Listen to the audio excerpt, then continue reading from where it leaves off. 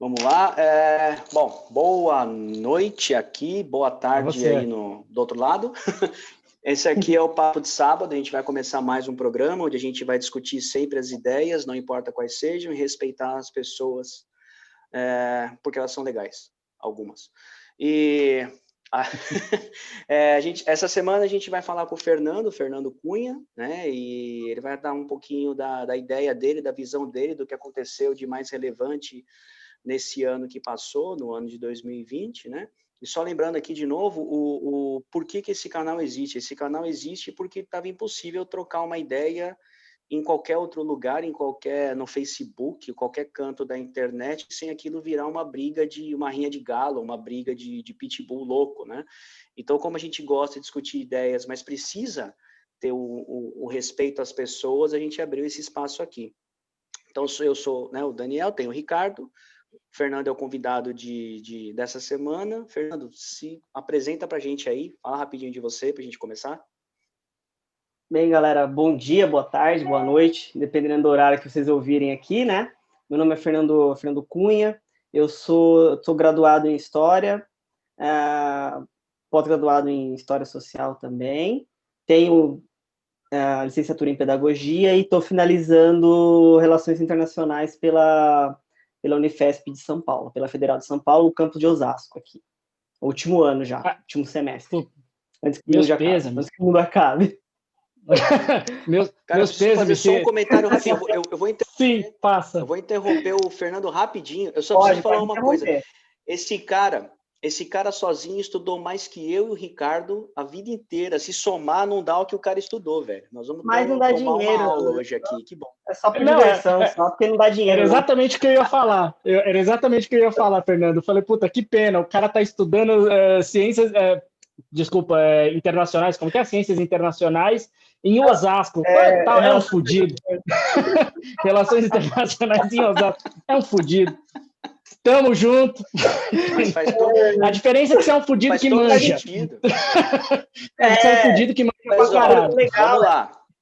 O legal é que você pode ser convidado pra conversar com a galera, entendeu? Tipo, o cara manja, o cara é um fudido, mas ele manja e tal. É isso, faz certo.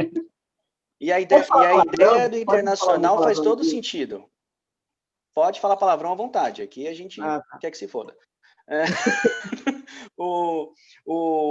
A parte interessante é que assim, o cara faz todo sentido ele estudar relações internacionais, porque afinal ele está em Osasco. Osasco fica em outro país, né?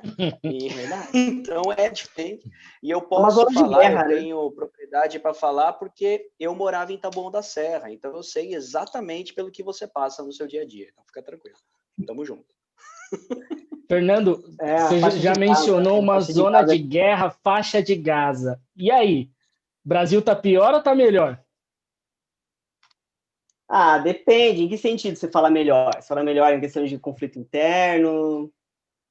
Faixa de Gaza. Tem que ser, porque assim, faixa de Gaza. Sua opinião geral, cara, o que você fala pra gente? O Brasil, se a gente for, nossa ideia é pensar um pouco mais questões internacionais, né? O legal é a gente situar o Brasil, né? O Brasil na América Latina, ele é um ator muito importante na América Latina, no continente americano, assim como na América Latina. Na América do Sul, né? Se a gente fala assim, um gringo fala assim, Fernando, como que você apresenta o Brasil? O Brasil, ele tem 3 características importantes, né? Ele tem mais da metade do PIB e do território da América do Sul, né? Ele tem um forte legado da escravidão que permeia pela sociedade, interferir em relação social, relação econômica, e um alto índice de desigualdade. Então, o Brasil, a gente pode pensar nessas perspectivas aí. Posso já questionar uma coisa? Quando você falou da desigualdade e da herança da escravidão, eu estou errado em pensar que os dois estão no mesmo lado? Não são duas coisas diferentes? A gente pode pensar que o seguinte, o legal da escravidão, ele pode entrar na formação da sociedade em questões de valores, né? Como você enxerga o mundo, em qual espaço social determinados grupos ocupam, né? Então, você pode ter uma sociedade preconceituosa e racista, mesmo sendo rica. Por exemplo, você pode pegar o exemplo mais próximo dos Estados Unidos, por exemplo. Você tem uma sociedade desenvolvida que há grandes tensões raciais, você tem pessoas, pessoas negras ocupam lugares, espaços, mulheres, né? Mas a desigualdade também tem a ver com a questão da renda, né? Então, a concentração de renda não necessariamente já está vinculada à questão racial, de gênero, porém ela ajuda a permear em algo que se constrói, né? Porque se você pega os índices de como você fala que é bate-papo, eu não tô com índice aqui, tá, gente? Mas se vocês pegarem... relaxa. Se vocês pegarem aí proporção de pessoas presas, quem é mais assassinado por polícia, não é opinião, são dados, né? Então, sim. E é óbvio que dentro disso há má distribuição de renda no país. Na forma como isso se expressa, por exemplo, quem paga o sistema tributário do nosso país, né? Que é um sistema tributário regressivo. O imposto ele está sobre o consumo, não sobre a renda. Né? A gente se lasca e não está sobre ter grana. Todo mundo lascado. Mas você mencionou, você falou que se você fosse definir, você definiria como um país importante, né? O PIB é 50% do PIB de toda a região. Né? Eu definiria como um país foda para os fudidos. O Brasil, ele eu costumo... é um puta de um país. Eu sou um cara muito... Eu tento ser otimista e acreditar nas nossas instituições, apesar deles forçarem para que nós não acreditemos. Né? Apesar de todo mundo... Somos dois. Então somos dois. Mas assim, o Brasil é um país estrategicamente importante na América Latina, é um país de grande projeção, você pode questionar se a política atual ela ajuda a viabilizar isso ou não, mas de fato o Brasil ele é um ator importante no cenário internacional, para os interesses dos países ricos e países emergentes também, né? Não, então, mas enfim. É isso. Então, o Brasil... Oi, desculpa? Não, pode seguir. Não, assim, só para a gente continuar nessa seara, né? Então, assim, o Brasil, ele tem um poder de projeção na América do Sul que ela é muito grande. Né? O Brasil é um país extremamente... A grande parte das exportações do Paraguai vem para cá, por exemplo. Para citar um exemplo do vizinho mais próximo. Né? Então, parte do agronegócio paraguaio tem muitos brasileiros presentes lá. Só para citar um exemplo de como o Brasil ele é forte. Né? Então, aí já entrando um pouco em alguns assuntos espinhosos, né? O Brasil, se você pegar grandes empresas nacionais de engenharia e construção, na década de 2000 e década de 10, elas tinham uma grande presença em outros países da América Latina. Né? Não, nem acho que é espinhoso, na real, nem acho que é espinhoso, eu acho que que é um assunto estratégico, né? É um fato, é um assunto estratégico. Inclusive, se você pegar, se você olhar o Brasil no mapa do mundo, se você ignorar esse mapa, né, bonitinho que todo mundo colocar tipo, ele realmente num globo, porque o mundo é redondo, só vamos deixar isso claro, né? Colocar o Brasil no centro, né? Deixar o Brasil no centro ali, mais ou menos. Se deixar o Brasil no centro, você vê que o Brasil, a distância para qualquer lugar do planeta é uma distância razoavelmente pequena. Então, realmente, é um país com puta privilégio. Também, não sei se eu não sei se eu concordo com algumas decisões de política internacionais desses últimos anos, desse governo específico, porque o Brasil sempre foi o panos quentes, né? Se eu estou falando merda, por favor, me corrija, Fernando. Imagina. Sempre foi o país dos panos quentes, da negociação, não vamos pelo conflito, vamos pela conversa, e isso parece ter mudado. Mas o que eu ia te perguntar inicialmente, acabou indo por esse lado, mas o que eu ia te perguntar inicialmente é o seguinte: o que você acha que esse ano aconteceu de mais importante no mundo, Fernando? Se a gente... Cara, posso só fazer uma perguntinha para o Fernando antes da gente entrar nessa? Desculpa só voltar um pouco para encerrar aquela introdução que o Fernando fez, que eu achei muito legal. Completando o que o Ricardo falou, né? Logística é uma coisa... Eu entendo um pouquinho de logística, assim, logisticamente falando, o Brasil realmente pode-se dizer que está no centro do mundo e é muito mais fácil, principalmente pensando em América do Sul, melhor do que o Brasil, talvez só o Chile, mas por ter uma cultura de importação e exportação que o Brasil não tem. Então, só por isso, mas se pega em termos de frete, eu lembro que é mais barato você trazer material da China para o Brasil do que para o México, por exemplo. É mais barato vir material da China do que para a Turquia, e isso não faz nem sentido, porque teoricamente era para ser mais perto. Enfim, pelo menos o que eu comprava era assim, né, quando eu estava aí no Brasil. Mas a pergunta que eu queria fazer para o Fernando, assim, eu sempre penso de uma forma muito pragmática, eu tento eu não ligo muito para as bandeiras em geral, porque eu sou um cara muito focado em resultado, sim, normalmente é assim que eu penso, tá? Você tinha falado que o Brasil, puta, é o principal PIB da América do Sul, né? Metade da economia é nossa. Você falou da escravidão e falou da desigualdade, mas assim, eu até entendo que talvez a escravidão, eu vou dizer talvez porque não sei, eu até entendo que talvez a escravidão tenha um papel no passado que possa explicar a desigualdade que a gente estava falando. Mas hoje, se a gente for falar no Brasil, qual que é a relevância da gente? Por que falar de uma coisa que aconteceu há tanto tempo e que não existe mais e que hoje não faz diferença? Porque, assim, qual a relevância de citar, quando você vai falar no Brasil e vai falar em relações internacionais, por que escravidão? Eu acho da hora que o Fernando da hora que você perguntou, o Fernando já deu um sorriso e eu ouvi ele estralar o dele assim, ó. Então vamos. Não, imagina. História e correlação internacional. Pera, só pergunta... É que essas perguntas são ótimas. É porque, assim, como eu sou de história, então esse retrato que eu te dei é mais voltado do ponto de vista histórico, né? Do ponto de vista geoestratégico do Brasil. Né? Porque, por exemplo, você pega... o Brasil é importante internacionalmente porque é um grande território, é um potencial mercado consumidor, né? O Brasil tem uma grande... A base demográfica do Brasil ela é boa, ela tem muitos jovens, né? Então, você tem um potencial... Isso do ponto de vista estratégico. Um país com recursos naturais, com uma capacidade produtiva industrial desenvolvida, né? Aliás, em desenvolvimento, né? Então, isso do ponto de vista estratégico. Do ponto de vista histórico, foi o que eu falei, tipo, você tem o legado da escravidão, desigualdade, etc. Né? E assim, indo pelo viés, né, que já... Pode falar. Não, eu ia assumir aqui que, então, o Brasil só não é uma potência maior por conta desse legado histórico? Mas, desculpa, segue não seu necessariamente.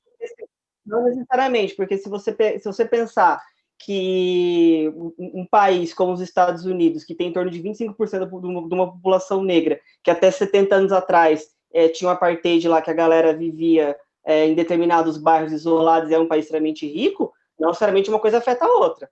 Você pode questionar a qualidade de vida, você pode questionar as relações sociais, institucionais, mas uma coisa não necessariamente tem relação com riqueza, projeção. Isso interfere, por exemplo, em como o país se apresenta internacionalmente. Você pega um exemplo eu vou anotar esse argumento do Fernando para quando alguém vier falar de dívida histórica comigo, eu vou anotar esse argumento que ele acabou de falar, que eu achei fantástico, é o melhor que eu já ouvi. Não, mas assim, e aí, isso eu tô falando, gente, é um ponto de vista internacional, tá? Então, às vezes, se você pensa em relações internacionais, é um pouco duro, uma perspectiva realista, tá? É meio pragmática. Você não necessariamente você pega a Arábia Saudita. A Arábia Saudita é um país rico do Oriente Médio, os Estados Unidos apoia o regime da Arábia, né? E é um regime extremamente maléfico para as mulheres que vivem lá, marcado por desigualdade, só que passa um pano, entendeu? Aí o Irã já é diferente, olha só como lá eles matam o jornalista. Então, assim, é uma questão estratégica. Se a gente for pensar que em relações internacionais cada Estado defende os seus próprios interesses, né? Ele trabalha para defender aqueles interesses deles. Então, por exemplo, se a gente pensar que... Eu estou fugindo da pergunta, mas eu vou responder, tá? Tranquilo. Mas eu vou responder a provocação de vocês. Aí, mas, assim, se a gente pegar essas reuniões o encontro entre os estados, não é encontro entre amigos, sabe? O estado, eu gosto da Argentina porque, vocês gostam do Maradona, gostam de futebol também, não. É uma relação pragmática e cada um tem os próprios interesses em determinado período histórico, né? Então, aí é lógico, você consegue toda uma retórica em cima disso, tá?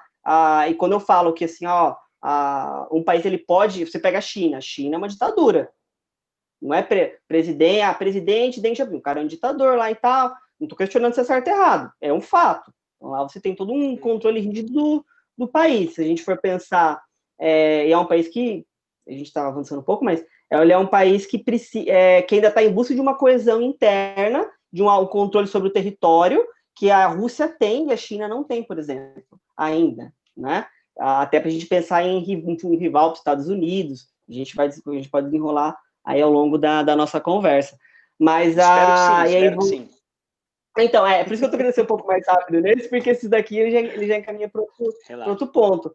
Mas a grande questão das dívidas históricas que elas se refletem, né, é mais assim, se a gente for por esse caminho, para não ficar no achismo, tem que trazer, aí nós trabalhamos com dados sociais, né, você pode ver em quais o legal da escravidão, ele é visível na parcela da população pobre que você vê na rua, na parcela de população pobre que você vê com empregos subremunerados, né? Então é uma coisa mais visível. É óbvio que isso não tira, também tem o cara da desigualdade, porque olha só, você vai no sul, quem te atende no McDonald's é a galera branca do olho claro. A galera branca do olho claro dificilmente vai atender você aqui em São Paulo, né? Então... Eu acho que uma questão, e aí é meu achismo, mais uma vez, não vou entrar por essa linha da discussão, a gente vai continuar na política internacional. Mas se isso fosse, a meu ver, tá, mais uma vez, achismo sem estudo, se isso fosse uma verdade única, né, a única realidade por conta da escravidão tem isso, você não teria desigualdade, você não teria subemprego, você não teria... todas essas questões extremamente complexas da sociedade de base no Japão, em que você trabalha 14, 15 horas para você se sustentar minimamente, né? Então, é uma questão muito, muito mais pesada e muito mais longa que a gente segue no internacional. A gente segue no internacional. O meu ponto quando eu fiz a pergunta foi justamente por isso, porque assim, eu vejo as pessoas falarem muito e, cara, lógico, aqui, sim, eu sou um leigo, só que eu sou um leigo que escuto todos os lados e eu tento emitir opinião do que faz sentido para mim. E isso tem zero validação científica. Mas o ponto que eu quero dizer é o seguinte, tem pobreza no mundo inteiro, tem subemprego no mundo inteiro, e cara, sempre vai ter, porque sempre vai ter o trabalho que ninguém quer fazer, e alguém vai ter que se sujeitar a fazer, e para isso ele vai ter que sujeitar ou porque ele não tem opção, ou porque ele quer ganhar, ou porque, já que ninguém quer fazer, começaram a pagar mais, e aí é mais vantagem. E isso eu posso falar porque eu estou morando aqui em Portugal. Meu ver, e, por exemplo, aqui hoje, se você chegou aqui, você tem uma faculdade, você é formado em administração. Se você está procurando só dinheiro, é melhor você trabalhar na obra do que você trabalhar no escritório, porque você vai ganhar muito mais na obra do que no escritório. Assim, a média salarial de um trabalhador da obra é de 20% a 30% maior do que a média salarial de um cara do escritório. Inclusive, numa construtora, o peão, né, o trolha, aqui é chamado de trolha, o trolha ganha mais do que o cara do escritório.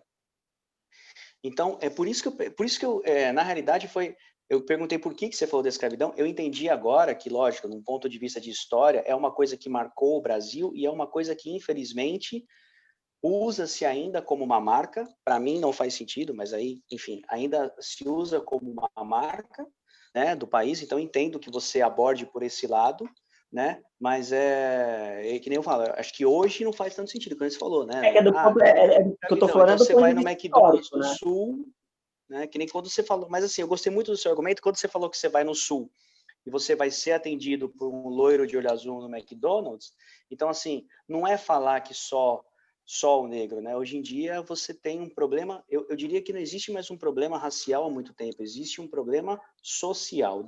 Existe problema racial? Claro que existe, mas não é o maior problema do Brasil. Acho que o maior problema do Brasil hoje é social, as pessoas terem oportunidade, as pessoas terem condição, né? Até porque, pelo menos, eu não sei você, o Fernando eu não conheço, mas eu e o Ricardo, nenhum de nós dois é playboy, nenhum de nós dois é rico, a gente veio da periferia. Não, eu trabalho com o Renato. A gente é branquelo. Trabalho com o Renato, não tem... Acabou de falar que ele estuda no IFESP em Osasco. Cara, eu estudei em Osasco, não tem como... Não tem como eu não ser um fudido, entendeu? Não tem como. Um brinde aos fudidos. Um brinde aos fudidos. Mas é bem isso que você falou, no sentido de que... Só que assim, aí também tem uma coisa que a gente tem que pensar, que são os níveis de pobreza, né? O nível de pobreza que você tem no Japão, que você tem no próprio Brasil, o nível de pobreza que você vai ter no Maranhão é o mesmo nível de pobreza que você vai ter no Rio Grande do Sul, por exemplo. Né? Mas aí também, assim, geralmente eu gosto de conversar sobre isso mais com dados, né? Mas bem por cima, no caso do japonês, por exemplo, você tem uma sociedade que ela é igualitária no sentido de, por exemplo, acesso a bens públicos, como, por exemplo, onde você está aí. Né? Você tem... existe, por exemplo, a classe mais baixa, a classe mais média, assim, mais ou menos, tem o mesmo acesso de serviços, ou serviços similares. Aqui no Brasil você não tem. No Brasil você tem uma discrepância de serviços públicos que são bons em determinadas regiões de uma mesma cidade, serviços públicos que são bons em determinados estados, em outros não são tão bons assim. Isso acaba gerando uma desigualdade, se você for pegar os dados lá, assim, aonde estão as pessoas negras, onde estão as pessoas brancas, as mestiças e tal, aí você vai vendo, tá vendo aqui, onde tem mais pessoas da cor X, Y, Z, então mais, a discussão tem que ir por esse caminho, né, porque senão fica em extremos. E o Brasil tem muitos e muitos problemas, né, e esses problemas internos do Brasil são eles que afetam nas relações internacionais a forma como o Brasil se projeta internacionalmente do ponto de vista estratégico, fazendo com que nós, atualmente, sejamos, na minha humilde opiniãozinha, né, joguete de grandes potências, entendeu? Porque a partir do momento que você faz alinhamento automático com um país A, B ou C, em detrimento dos seus interesses estratégicos, quando eu falo interesse estratégico, a gente pode colocar, por exemplo, a questão do 5G aí, né? Que, mas a China espiou, não, o Google faz o quê? A Apple faz o quê? Mas aí dentro disso, o Brasil investe em tecnologia para rivalizar nessa produção tecnológica? Não. Então o Brasil vai ter que fazer opção. Como que ele faz essa opção? Sem amarras ideológicas, ao meu ver, porque você pensa no ponto de vista estratégico, não no ponto de vista de, meu amigo sai de lá e aí eu fico sem amigos. Lembrando que relações internacionais não é relação entre amigos, é entre estados. Cara, sem viés ideológico no Brasil é praticamente uma utopia. Na verdade, no mundo inteiro, né? Mas o viés ideológico, né, ele não tem problema ter viés ideológico. A questão é que você, ao meu ver, você pensar num viés ideológico, mas tendo em vista os seus interesses, sem perder no horizonte o seu interesse. Não tem problema você fazer assim, você pega governos do Fernando Henrique, do PSDB. Você tem um alinhamento mais multilateral, pró-Estados Unidos, você pega governos do Lula e Dilma, você fala assim, nós temos uma relação um pouco mais voltada para o Sul, mas você não corta a relação com os Estados Unidos, por exemplo, porque não tem como você cortar relações com os caras. Entendeu? Esse negócio de, Cuba cortou, não deu muito certo.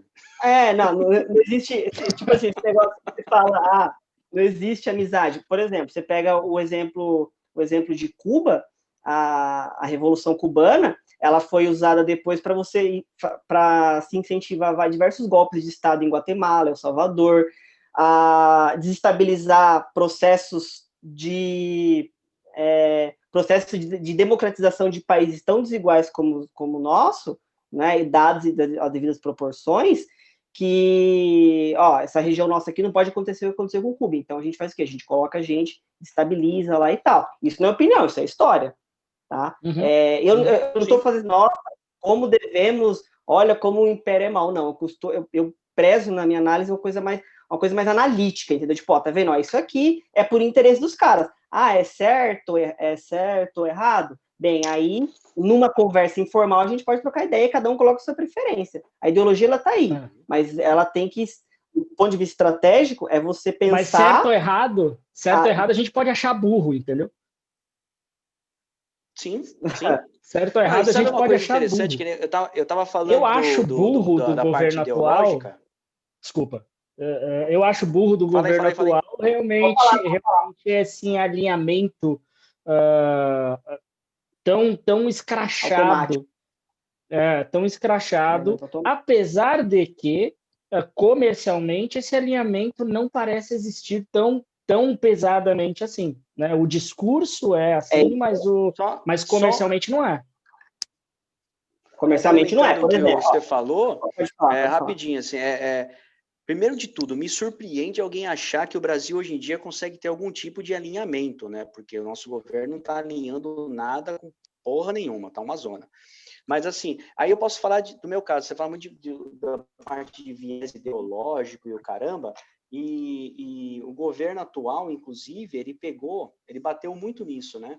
A gente vai acabar, porque hoje em dia, na época da eleição, foi lá o Bolsonaro, a gente tem que acabar com isso, porque está tudo errado, porque a ideologia está acima da necessidade do país e do governo, papapá. Aí um monte de gente votou nele, eu votei nele, e vamos cortar, vamos acabar com isso aí, tá ok, vamos resolver, beleza. Aí o cara fez exatamente a mesma merda, só que ele fez a mesma merda só virando para o outro lado. Então, assim, ele não fez diferente, ele fez igual, só virou a chave. Por isso que eu falo, vai ser muito difícil o Brasil não tomar ideologia para fazer as coisas. Vai ser muito difícil. Assim, a gente é torcedor, o cidadão brasileiro, ele não é pensador, ele é torcedor, né, cara? E acho que enquanto a gente tiver isso, vai ficar muito difícil. A gente, assim, eu sempre tento trazer para a questão seguinte: a ideologia ela vai premiar os programas de governo. Você pode questionar se o governo atual tem um programa. Não vou entrar nesse mérito. Mas o último alinhamento automático que o Brasil fez não deu certo. Foi logo no golpe de 64, né, ou Revolução de 64, dependendo se você estiver na escola militar, né? Ou dependendo do Toffoli, né, movimento de 64, mas foi golpe civil-militar, tá? Que o Brasil ele fez uma aliança automática com os Estados Unidos e não deu certo, ele teve que desfazer, porque você atrela os interesses de terceiros sobre o seu próprio território. Esse é o maior problema, né? O governo, se eu não me engano, o governo Dutra, depois da queda do Getúlio... Só uma pausinha aqui para minha ignorância. Só para minha ignorância, tá? Ignorância completa aqui. Por que não deu certo? Por que não deu certo o quê? Esse alinhamento com os Estados Unidos na época do golpe de 64. Tá, se a gente pensar o que aconteceu que deixou claro que não deu certo. Porque, por exemplo, vamos pensar do ponto de vista econômico, tá? Eu vou dar Entenda que é realmente um ignorante aqui falando, tá? Entenda que é um ignorante. Não é preocupação, é pergunta, né? Não, exatamente. Pergunta. Vou dar um exemplo atual para vocês, tá? Se vocês pegarem lá, lembrando assim, cada país defende seu próprio interesse, então ele vai mobilizar recursos políticos, econômicos, sociais, para poder valer seus interesses sobre os seus vizinhos. O interesse maior de um Estado na esfera internacional é sobrevivência, certo? Se ele tem mais poder, ele influencia sobre outros. Então, ele vai influenciar outros governos que atendam os seus interesses. E aí, só que assim, a influência pode ser faço o que eu digo, não faço o que eu faço. Por exemplo, o Brasil, com a Operação Lava Jato... China. Só vai rapidinho, tá? O Brasil, com a Operação Lava Jato, teve lá a Petrobras, pagou multa, etc., de 2 bilhões, lá, etc., lá para os Estados Unidos, para o Departamento de Segurança, Departamento de Estado dos Estados Unidos. A NSA lá. Só que assim, por quê? A Petrobras praticou corrupção, foi comprovada, não sei o quê. Pagou multa.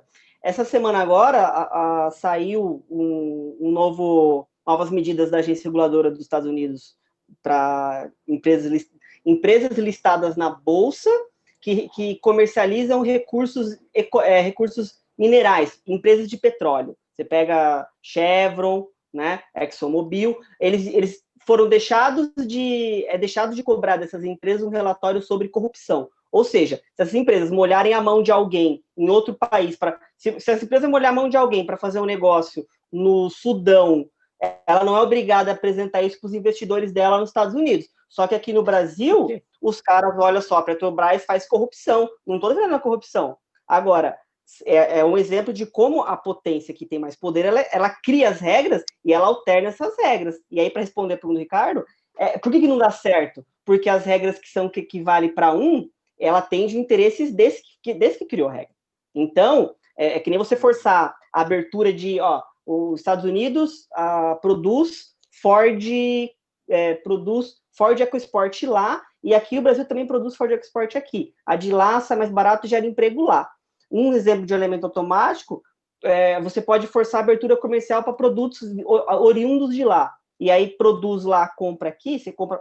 O classe média vai comprar com esporte mais barata. Só que não está gerando emprego aqui, está gerando emprego lá fora. Então, esse é um exemplo de como alguns interesses, algum alinhamento, ele pode não ser benéfico se ele é feito, você é meu parça, você não é meu parça. Entendeu? É mais ou menos essa a ideia. Eu não sei se eu respondi a pergunta. Não. Para mim, respondeu total. Não.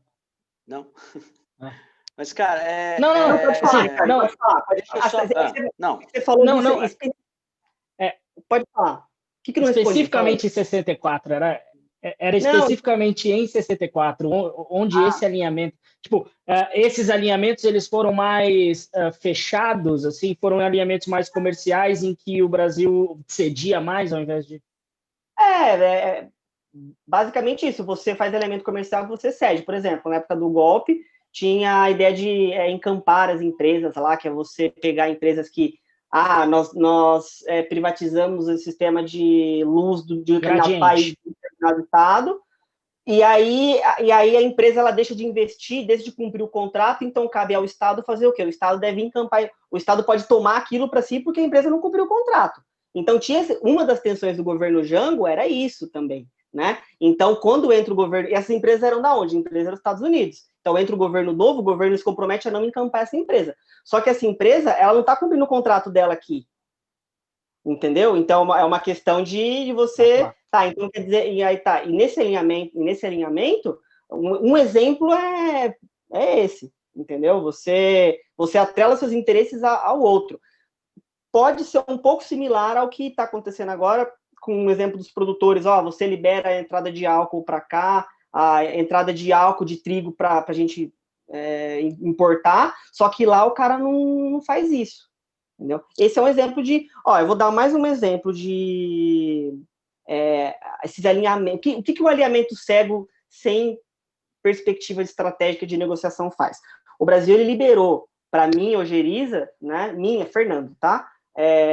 Liberou a entrada de visto para japonês, para americano, para estadunidense, né, porque americano tem um monte, nós somos americanos, acho que Austrália, e mais alguns países aí, país rico. Qual que era o argumento? Isso foi do Temer, não foi do Bolsonaro, tá? Lá no governo Temer, quando o Serra era ministro. Porque isso aqui vai trazer mais turista para cá. Só que não tinha um estudo que embasava isso. Só que em relações internacionais, você negocia, você não dá... Porque, por exemplo, se a ideia é que você não tenha vistos, você quer o princípio da reciprocidade. Tudo bem que lá, se você vai para o Japão, para os Estados Unidos, eles revistam tudo seu. Só que, ao mesmo tempo, o Brasil também pedia visto, mas o visto daqui é aquele visto, beleza, e aí, tranquilão, pode vir, mas o cara tinha que ir, entendeu? O Brasil abriu mão disso. Então, futuramente, como que você negocia se o Brasil já cedeu antes? Já abriu mão. Esse é o ponto de vista estratégico que eu quero não dizer. Adianta se liberasse para a gente não ter que pedir visto para eles também, beleza, mas não foi o caso, né? Não foi o caso. Cara, só uma... Desculpa, eu falo muito. Tá fantástico. Eu acho que dava para a gente ficar, nessa mesma linha até o final. Mas eu queria falar um pouquinho realmente desse ano de 2020 agora. Eu até peguei assim, né? Eu tava pegando eu puxei aqui uma meme, né? Mas estava a retrospectiva do Google de 2020, né? Adoro aí meme. Tem os temas mais pesquisados ao longo do ano, né? Aí em janeiro, onde fica Wuhan e chinês come morcego? Fevereiro, como matar um vírus e o que é pandemia? Março, o que é lockdown? Regras básicas de home office e promoção de pijama. Abril, como cortar cabelo em casa e os efeitos de cheirar muito álcool em gel. Maio, como instalar o Zoom e como reclamar no iFood. Junho, hoje é feriado ou não? E advogar a briga de condomínio. Julho, o que faz um desembargador e dieta low carb? Sim, estávamos todos mais gordos. Agosto, fraude no auxílio emergencial e fraude na compra de respiradores. Setembro, reabertura das escolas e ainda estamos no isolamento. Outubro, quero tomar a vacina logo e ninguém me obriga a tomar essa porra. Novembro, segunda onda na Europa, verdade, tô aqui, é verdade. O vírus se espalha durante as eleições. E dezembro, como fabricar Coronavac caseira, cirurgia bariátrica e como comprar vacina no Mercado Livre. Então, assim, é lógico que aqui é a zoeira sempre. Não tem como falar que o fato mais relevante de 2020 foi o corona, mas eu queria que a gente falasse um pouquinho, né? Eu queria que a gente falasse um pouquinho do que você achou, cara, desse 2020, qual que é a sua ideia, né? E porque, assim, a perspectiva do brasileiro médio, a perspectiva de quem se informa via meme, eu já tenho. Eu queria saber o que você pensa, cara. Não, ainda sobre o meme, rapidamente, você perguntou, você falou da compra via, né, você falou da compra via Mercado Livre da vacina.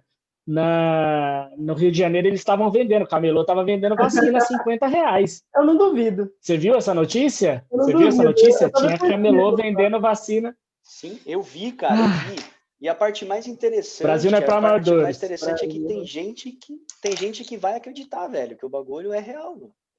E tem gente que vai acreditar mais na do camelô do que na vacina oficial que o governo vai dar. Depende de qual. Porque vai vir da China. Ele tá pendurado.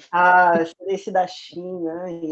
O que não vem da China, cara? Você sabe por que eu fiz a vasectomia? Você sabe por que eu fiz a vasectomia? Por que você Porque fez? Eu tenho certeza que se eu fizesse outro filho, ele ia vir da China. Falei, não, deixa quieto essa porra, cara. Perdi o controle, não adianta. Melhor não. Tudo é feito na China, cara. Ia vir escrito Made in China atrás do moleque. Então eu falei, deixa eu cortar e foda-se. Mas a China a China, se não é a China, a gente tá nem se falando agora aqui, porque o computador, celular, fone, tem peça montado lá, tem peça de lá. Tem muito o que fazer. Mas agora tem muito insumo que vem de lá, não faz sentido. Sim. É um país grande também, né? Que eles exploram bastante a terra deles também. Tem muito recurso mineral que não é comentado, mas é muito explorado por lá comercialmente. A China é uma potência comercial porque ela é uma potência produtiva. Estou falando bosta, Fernando? Não tá não. Está perfeito esse raciocínio. Pode continuar aí, que eu complemento. O que eu consegui. Gratidão. Não, segue aí, vai lá. Não, é isso. Não, a China ela é uma potência que vai rivalizar com os Estados Unidos, está rivalizando já, né? E eu não sei se a gente vai entrar nesse assunto, eu até consigo ficar mais um tempinho aí, que não tem problema não. Minha filha tá com o sogro, então a gente consegue bater mais um papo. Mas, peraí, vamos voltar à pergunta lá 2020, aí a gente entra na China, tá? De 2020, eu vou falar do ponto de vista... Vocês querem que eu fale do ponto de vista de política internacional? Pode ser? Porque a gente pode falar 2020 sobre meme, né? Então, do ponto de vista de política internacional, 2020 ele mostrou parcialmente o quanto os países hegemônicos, assim, ou regiões hegemônicas, como a União Europeia, você pega Estados Unidos, né, e China e Rússia, eles tiveram abordagens diferentes do ponto de vista internacional. Né, o multilateralismo, ou seja, a parceria entre países, por exemplo, a China, a Rússia, mandaram enfermeiro lá para a Itália. Agora, não sei se foi China ou Rússia que mandou, tá? Não sei se o Daniel consegue lembrar aí, mas mandou enfermeiro para a Itália. Ou seja, isso é uma estratégia de se projetar internacionalmente também. Né? Você fazer vacina, você pesquisar a produção de vacina, assim como essa que está sendo aqui em São Paulo, né, é uma das que estão sendo produzidas na China, né, que não é a vacina que o governo chinês vai usar porque ele fechou contrato com outro, que não quer dizer que a vacina daqui é ruim, só quer dizer que é uma outra estratégia lá, tá? Não vou entrar aqui é ruim, lá é bom, não. Café, para mim o melhor exemplo é café, entendeu? Para mim o melhor exemplo é café. Você tem o da Nescafé, você tem o Três Corações, você tem o Pelé, tudo café. Você pode gostar mais de um, gostar mais do outro, mas é tudo café. Você pode questionar, por exemplo, que o café... Não, imagina, você pode questionar que o café que é produzido aqui, o exportado é melhor que o daqui, isso é fato, se produz o melhor grão, vai para lá. A melhor vacina vai ficar lá e depois vir para cá? Né? Isso daí tem testes, né? Porque, por exemplo, países que perderam o controle da pandemia, como os Estados Unidos, como o Brasil, por exemplo, a gente vai ver exemplos mais próximos, você tem um anseio por vacina. E esse anseio por vacina, por mais que ele esteja em testes, antes de realizar vacinas com que não foram finalizadas aqui, mas que com efeitos colaterais controlados, do que não ter nada. Países que controlaram a pandemia, como, por exemplo, controla, mas se você pegar a China, mas a China não divulga dados, não sei o quê. Eu estou trabalhando com dados que eu tenho, tá? Não é com se divulgar dado ou não, já é outra coisa, mas países que supostamente controlaram a pandemia, que eles mostraram, ó, Coreia do Sul, regiões da China lá e tal, agora, se eu não me engano, não sei se Dinamarca entra nisso, mas que eu li um artigo esses dias, no Valor Econômico, do New York Times, esses países eles estão esperando um pouco mais. Por que eles estão esperando um pouco mais? Porque porque como está controlado, a gente sabe que é uma emergência. Não é emergência, a gente precisa de uma vacina, não, então a gente espera. Só que esse espera deles, o que significa para nós? A vacina que nós precisamos aqui vai ser testada, coletando dados aqui na Turquia, no México, no Peru, e para depois ir aprimorando e ser aplicada nesses países. Mas nós somos cobaias. Sim. Não tem outra palavra. Não vou tomar? Aí já é uma outra questão que eu não quero entrar aqui, né? Porque a gente vai conversando até, mas vamos basear Sim, claro. com fatos, tá? Então, assim, existe uma demanda social por conta disso, né? E aí, 2020, ele mostra estratégias diferentes. Você tem China e Rússia se projetando, estamos precisando, a Rússia fechou acordo produção de vacina com o governo do Paraná, né? E aí você pode dizer, mas por que fechou o governo do Paraná e não fechou com o Brasil? Bem, o governo federal abriu mão de centralizar isso. Deu autonomia. Né? E aí cada estado está tomando suas próprias decisões. Mas é certo e errado? Não vou entrar no mérito aqui. Né? Eu acho que não. Acho que pode ser certo, pode ser errado. Cada um faz o que achar melhor. E eu acho que cada estado, cada governador tem que pensar no que é melhor para a população que ele está ali defendendo. Então, sim, mas só que do ponto de vista institucional da República, quem tem que centralizar isso é o governo federal. Não pode passar pano, sim. Mas aí já vai para minha opinião. Não quero entrar muito nesse detalhe, pelo menos agora. Não faz sentido, mas assim, eu concordo com você, mas é que eu penso o seguinte, ó, quem tem que cuidar é o presidente. Se eu fosse governador, eu ia falar assim, o presidente tem que cuidar. Não cuidou, velhão, não vou ficar sentado, eu vou cuidar do meu. O cara, eu não vou errar porque ele errou, entendeu? E se vai dar certo assim, ou não também é um risco que eu vou assumir. Eu assumi esse risco. É um risco. Então, por exemplo... O Canadá fechou acordo com todos os laboratórios que estavam desenvolvendo a vacina. Aí existe. Tem 10 caras fazendo. Os caras falaram, eu vou meter dinheiro nos 10. O que der certo, eu tô bem. O que der certo, manda pra gente. Agora os caras estão com sobra de vacina. O Canadá está com sobra de vacina. Canadá, Nova Zelândia, estão com sobra. Mas, assim, você pega os Estados Unidos, pelo menos até então com o presidente Donald Trump, é mais unilateral. Primeiro a gente coloca um caminhão de dinheiro e vem para nós. Mas o vizinho, não interessa, a gente vai reservar X milhões. Ou seja, não tem uma perspectiva multilateral de política externa, entendeu? Isso não é uma crítica, é uma análise, tá? A gente pode entrar na crítica trocando ideia depois, mas é uma perspectiva, é um fato. Vamos pensar primeiro nos nossos. Então, tanto que países estão produzindo a vacina? Você vai pegar a Rússia, vai pegar a China, vai pegar o Reino Unido, a Alemanha, Estados Unidos e Brasil não estão produzindo vacina, são países ricos. Por quê? Por quê? É uma pergunta que ela não está sendo feita, mas ela envolve, inclusive, interesses estratégicos do próprio país, porque se o Brasil, que é um país que há 10 anos atrás era a 7ª economia do mundo, o que não quer dizer que não seja desigual, como nós tínhamos, como o assunto do nosso começo da conversa aqui, o Brasil é um país desigual, mesmo quando era rico, então riqueza não está relacionada necessariamente à desigualdade social.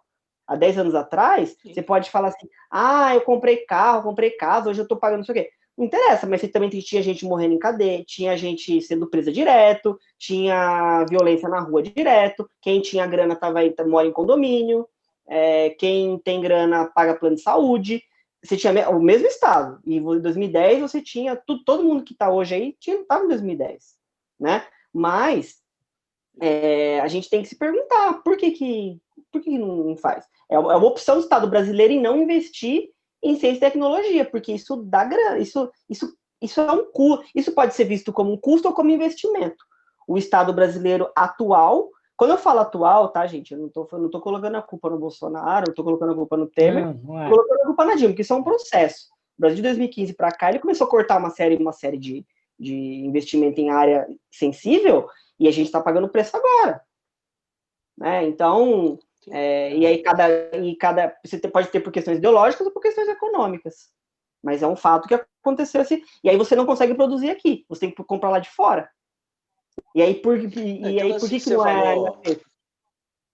Um lance que você falou de criminalidade, a parte social, desigualdade e tal, cara, aí eu vou falar uma coisa assim, minha. Eu tenho percepção do mundo dos anos 90 para cá, do início dos anos 90 para cá. E o que eu posso falar o Brasil nunca melhorou, o Brasil só piorou. O Brasil sempre teve a criminalidade só piorou, a violência só piorou, nada melhorou. Assim, os indicadores bonitinhos pro gringo ver, esses melhoram. Mas a realidade de quem tá na rua, cara, não melhorou, velho. Não melhorou. Assim, o que eu sei é que, tipo, no começo dos anos 90, a gente tinha medo de andar na rua de madrugada. E quando eu saí do Brasil em junho desse ano, a gente tinha medo de andar na rua em qualquer horário. Então, assim, só piorou. Isso é fato. Então, claro, existem os indicadores oficiais, existe também, tipo, o mundo inteiro está piorando, não é só o Brasil, né? Deve ter lugar que está melhorando, mas não sei. Então, assim... não está na rede social. Aqui, quem tá melhorando não tem... A China está melhorando. É bom, não vai sair no jornal. Portugal não está melhorando também, tá? Portugal também não está melhorando. Então é foda, assim, essa parte isso é uma coisa... Assim, é muita queda, né, isso cara? É uma então, coisa assim... também, Não, vai lá. Não, termina aí, vai. Manda bala. Não, eu já fui. Fala aí, tipo, pode falar, cara.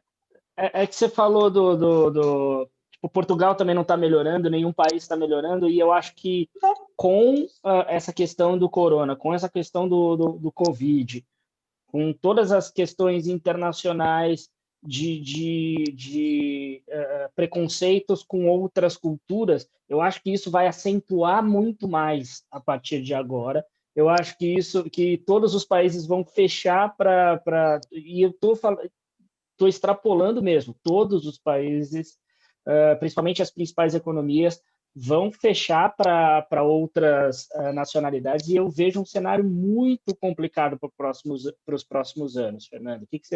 Qual a sua opinião, bicho? A gente só... Né, e não é ser pessimista, tá? Não. Mais uma vez, eu não sou o pessimista daqui. Né?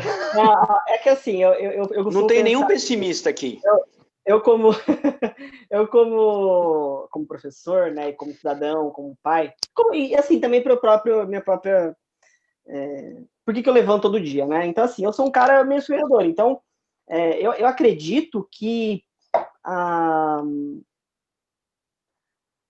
o Brasil, só para a gente já mais pro internacional, o Brasil, existe uma melhora dos indicadores de fato, sim. Se você pegar anos 90, a universalização da escola, você tinha poucos alunos, agora você já tem praticamente 95% das crianças até 14 anos estão na escola. Mas a qualidade não é boa, mas elas estão na escola, então você tem uma melhora. Aí tem que fazer, agora, qual que é a próxima parte? Vamos fazer essa galera aprender, vamos ver o que não aprende e o que não aprende. É melhor ler e escrever mal do que não ler nem escrever, né? E aí, assim... índice de mortalidade infantil também é muito menor hoje em dia do que era antes. Você tem a própria saúde pública, apesar de ela melhorou em questão de abrangência no território nacional. O Brasil, até 2 anos atrás, não estava no mapa da fome, né? Que a FAO lá, que organiza que coleta dados para ver quem vive com X proteínas por dia lá e tal, etc. O Brasil não estava. Então, por exemplo, o Brasil foi ter um programa, não é propaganda, tá? O Brasil foi ter o programa Luz para Todos. Porra, Luz para Todos num país de 2000, o programa de 2003, eu acho, né? Que já vinha sendo estudado antes lá com o governo do Henrique, o Lula entrou e tal, colocou. É uma coisa que fala, mas Luz para Todos em 2000? Porra, 2000 tinha computador, tinha região que não tinha luz. Né? Então você tem uma melhora. Não, sim. Esse projeto começou lá, ele continua. Ainda tem gente que não tem luz. Ainda tem gente que porque não abarcou tudo a galera, entendeu? Então, assim, se a gente... Assim, tem que pensar um pouco... Se a gente pensar um pouco mais macro, né? Mais macro, há sim uma melhora, e até porque se a gente não acreditar que a cidade pode melhorar, por que eu vou acordar cedo? Por que eu vou ensinar uma criança? Por que eu vou educar minha filha e tal? E eu, Fernando, eu encaro assim, entendeu? Então eu tento... mas é ingênuo, não sei o quê, etc. Mas o mundo é feito de utopia, sabe? Então, a gente tem que ir atrás da utopia. Deixa eu fazer uma interrupção rápida aqui com você, Fernando. Vamos lá. Só para... A gente tá... Primeiro de tudo, você tá falando por que eu levanto de manhã? Eu levanto de manhã porque minha esposa é brava, né? Se eu me levantar, ela me chuta para fora da cama. É verdade. Até porque também... Mas assim... A gente pensa, tá rompendo. Não tô te alfinetando, não foi isso que eu quis dizer. O que eu quis dizer foi o seguinte... Eu tô brincando contigo, cara. Relaxa. Eu não levo nada pro pessoal. Nada. Também se você olhar para mim e falar assim... Se você olhar para mim e falar assim, quem usa boina é viado, eu vou falar, porra, que da hora, descobri mais uma coisa que eu sou e não sabia. Então fica tranquilo que eu não levo nada pro pessoal. Não, imagina. Vou botar mais uma bandeirinha na minha descrição. Mas só assim, a gente tem que ir agora começar a direcionar para uma finalização disso.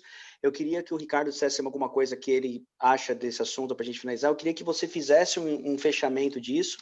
E depois que você fizer... Eu quero que você seja a última pessoa a falar, inclusive, Fernando.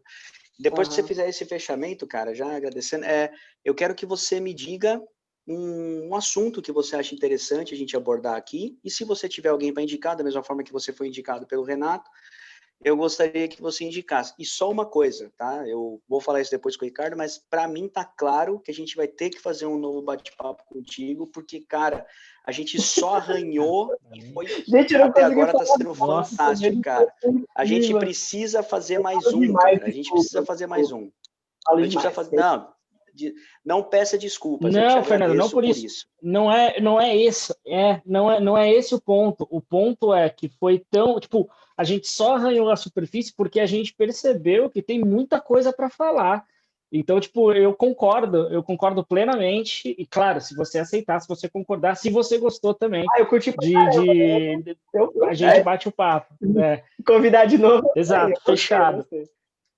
Maravilha, maravilha. Vamos agendar. Eu até sugiro que a gente te convide até, primeiro para bater um papo, e até, eu acredito que com o Fernando seria até mais legal a gente abrir para trazer mais alguma pessoa, para a gente ter visões visões complementares disso daí, cara. Porque eu vou dizer uma coisa, eu falo por mim. Para a gente ter cruzamento, pode falar.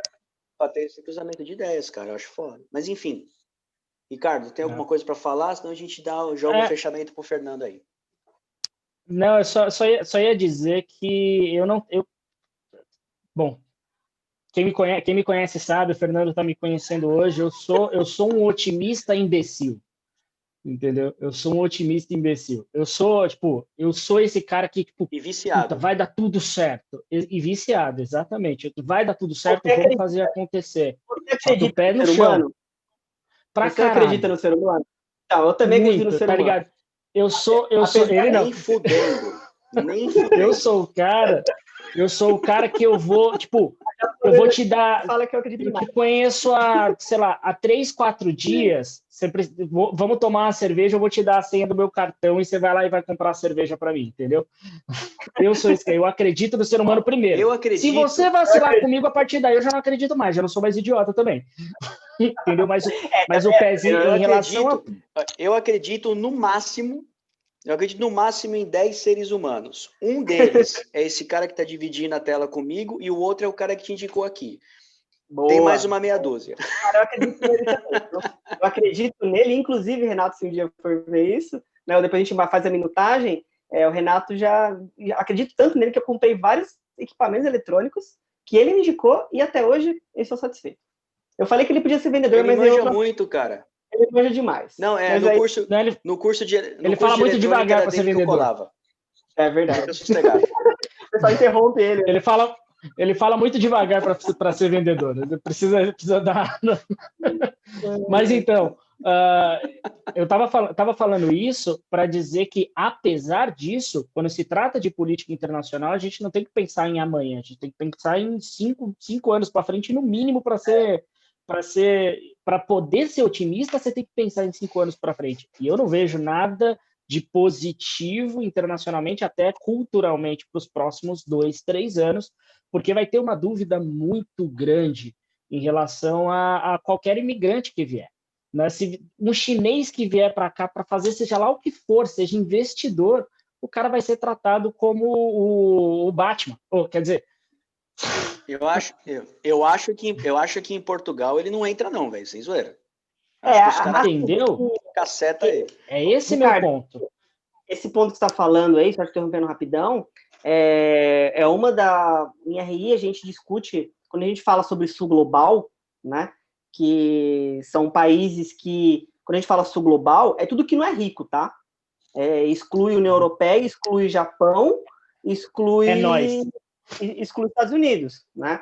Que são países que são marcados por fragilidade fragilidade política, fragilidade social, debilidade militar, grande reserva de mão de obra, excesso de população desocupada, sujeito a crise migratória e conflito, que vai exatamente o que você está falando. Então, você tem uma série de países com problemas com estabilidades sociais, pode colocar a questão da pandemia que agravou, a pandemia não causou, a pandemia ela tem um efeito aceleracionista de crises que já estavam em andamento na sociedade. Então, de fato, crises migratórias de refugiados, elas podem vir a existir, e aí no mundo polarizado como o nosso, sujeito a extremismos, né, e soluções, você culpa o outro pela nossa pobreza, né? Pela nossa mazela, como se, por exemplo, vou dar um exemplo aqui, por exemplo, se o boliviano que vem para São Paulo, ele não vai roubar o emprego seu, o meu, roubar, entre aspas. Ele vai trabalhar em alguma coisa que o brasileiro não quer trabalhar. Ponto. Esse trabalho é bom ou ruim? Isso é uma outra questão. Mas é que nem a mesma coisa na Europa. Né? Quando eu falo Europa, algumas regiões da Europa Ocidental e tal, que eu conheço um pouco mais. Né? Mas é em países mais ricos. Então, a gente, de fato, caminha um pouco mais, mas aí para essa equação que você está colocando, que eu te interrompi, desculpa, você termina, também ela pode ser acelerada ou não em funções de guerras civis ou em função de invasões militares. Que invasões militares ou processo de desestabilização de alguns países, como acontece, por exemplo, no Oriente Médio, e aí provavelmente o Daniel veja isso daí tá ok? Ele perceba muito isso, que é o quê? O Fernando vai achar que eu sou Minion, cara. Imagina. Eu conheço pessoas que falam que não são Minion e os caras é mais raiz de Minion, enfim, outro assunto. A pele é amarela, ele grita banana e sai correndo, né? Tô ligado. Então, mas enfim, essas crises migratórias, elas podem vir, por exemplo, a Europa passa muito por isso por conta da Líbia e da Síria. Só que a questão da Líbia e da Síria, que afeta o fluxo migratório para regiões da Europa, ela provém de intervenções militares da OTAN, dos Estados Unidos, destabilização do Iraque, destabilização da Síria, destabilização da Líbia. Para onde vai essa galera num contexto de crise migratória? A América Central, que é os países lá que são renegados quando a gente vai pensar a América, também você tem quase 1/3 da população de El Salvador mora nos Estados Unidos. Por quê? Porque lá passou 20 anos em guerra civil. E isso afeta a dinâmica interna de um país pobre, ou de um país pouco desenvolvido, ou de um país que tem problemas econômicos, políticos, instabilidades, ela vai afetar os seus vizinhos. Por isso que a segurança interna, estabilidade dos seus vizinhos, elas são importantes para nós. Por isso que, por exemplo, não é interessante ter uma Venezuela invadida pelos Estados Unidos ou uma Venezuela com problemas, porque isso vai afetar a gente aqui com fluxos migratórios, por exemplo. Mas, enfim, eu te interrompi, Ricardo. Fernando, manda para mim, cara, um assunto que você acha interessante trocar ideia, e se você acha que tem alguém que a gente possa convidar, que depois eu quero fazer o encerramento contigo. Vamos lá. Eu acho que vocês podem falar num assunto... eu acho que vocês podem pegar desigualdade social. É um tema que... Desigualdade social ou racismo, né? Que são questões que eu acho que para vocês aí que estão pegando, querem ver vários assuntos, porque o Renato, se eu não me engano, o Renato falou um pouco de política educacional, né? Acho que foi política educacional que ele falou, né? Foda, ele foi deu muito uma bacana, aula pra gente. Eu vi um terço, mais ou menos. Basicamente deu uma aula pra gente. Eu não vi mais porque o Renato, eu já ouço ele falar há 10 anos, aí eu falo, não, a gente já conversou já, eu pulei, né? Mas as partes lá... Normal. Normal. Mas eu acho que, assim, questão de desigualdade social, vocês podem comentar sobre racismo. Eu acho que, vamos supor, se vocês conhecem alguém que manja bastante de lei para falar sobre as instituições brasileiras, sobre o judiciário brasileiro, né? Eu acho que seria bacana. Ou também trazer pessoas que trabalham na área de segurança pública para conversar com vocês. Eu penso, que assim, eu gosto muito de falar sobre esses assuntos, sabe? Então, eu sou suspeito em indicar. São assuntos fantásticos. Teria... Fernando, eu queria agradecer demais, velho, que você veio. Exato, tem alguém para indicar? Pra gente trocar uma ideia? Nossa, eu preciso... Você acha que tem a ver com esse nível de papo que a gente está levando aqui? Eu preciso dar uma pensada, porque eu até tenho algumas pessoas, depois eu até falo com vocês aí no privado, legal. Porque alguns amigos meus que se interessariam em participar, eles estão com alguns problemas de agenda, tá? Mas aí eu tenho alguns que eu consigo passar para vocês, sim. Perfeito. Cara, eu queria agradecer, eu vou passar daqui a pouco a palavra para o Ricardo para ensinar, mas, cara, eu queria agradecer. Eu queria dizer uma coisa, cara, foi fantástico hoje e, por um lado, eu tenho uma pequena frustração, porque eu vou te falar, eu anotei, a gente falou sobre, no mínimo, 10 temas diferentes, e cada um desses 10 temas dava para conversar 1 hora contigo, velho. Foi um papo fantástico, eu pessoalmente, quero você de volta aqui no Papo de Sábado, e, velho, obrigado pela aula, obrigado pelo caminho aí que a gente começou. E eu espero conversar mais um pouco com você, cara, em breve. Não, a gente... Ricardo? Galera, esse foi o... Não. Esse foi o nosso... Pode falar. Vai lá, Fernando. Fala lá. Não, pode falar. Não, eu só queria falar que eu gostei pra caramba e eu tentei... A gente falou sobre muita coisa. Eu posso... É para eu encerrar agora ou o Ricardo vai... Não, eu já vou encerrar. Não, pode falar. Pode encerrar, depois Fernando, o Ricardo só fecha. Vai lá. Isso. Tá. Encerra a minha fala, é isso. Encerra com... Tá, peraí. Então, eu vou fazer meu agradecimento final, é isso? Isso. Nossa, é muito bom. Velho. Aqui é tudo livre. Tudo isso aqui está sendo gravado sem edição. Vai subir desse jeito, vai para o YouTube e vai para o Spotify, do jeito que a gente está fazendo, cara. Não tem edição aqui. Eu gostei muito falar com vocês pra caralho. Muito, muito foda. É um assunto que é difícil você conversar hoje em dia sem alguém querer te bater, se alguém te chamar de bolsominion, se alguém te chamar de petista, se alguém te chamar de comunista. É difícil a gente conversar no nível que nem vocês falaram mesmo no começo, que é a proposta do programa, né? No nível racional, com base em argumentos.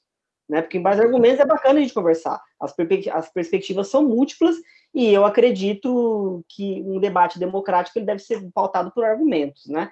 Eu tentei, assim, o papo é muito bom e a gente falou sobre N coisas, eu até anotei umas coisas para falar aqui também, eu queria comentar, né? Mas, eu anotei, falando tantas coisas aqui, tal, da China, não sei o quê, Estados Unidos, aqui, Rússia. Mas aí, assim, o papo vai, a gente sempre tenta voltar, né? Porque uma coisa puxa outra, porque se a gente pensar em relações internacionais, é algo imenso, né? Você tem várias esferas, esfera econômica, esfera diplomática, esfera social, esfera ideológica. Então, a gente pode fazer uma pauta para falar só sobre um tema específico. Né? Então, eu agradeço muito o convite de vocês, fiquei muito feliz, eu falo pra caramba, e se eu falei alguma merda aí, desculpa, mas eu espero ser convidado de novo, eu gostei. Espero que você tenha gostado mesmo, espero que quem esteja assistindo aí tenha gostado também. Esse foi mais um Papo de Sábado, links para as redes sociais do Fernando, se ele quiser deixar, vão estar embaixo na descrição, tanto no Spotify, quanto no YouTube. Abraço a todos. Valeu, galera. Obrigado.